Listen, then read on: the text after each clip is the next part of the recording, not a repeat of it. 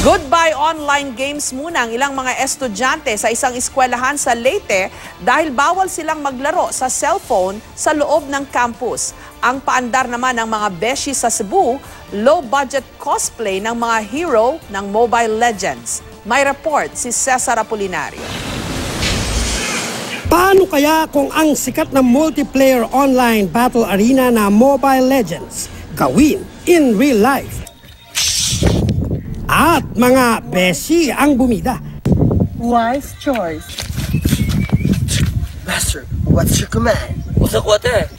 Time to shine! Healing for everyone.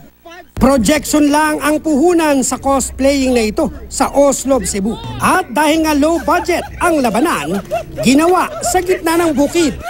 All troops, deploy! Biglaan lang daw itong naisipan ng magkakaibigan dahil walang signal sa lugar at kating-kati na silang maglaro ng Mobile Legends.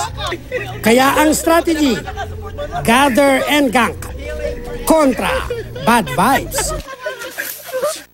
Pero sa isang eskwelahan sa Leyte, bawal ang ML at iba pang uri ng mobile games. Kaya ang mga estudyante, natutok ang atensyon sa board games at mga classic na larong Pinoy. Ang resulta, mas naging close daw ang mga bata.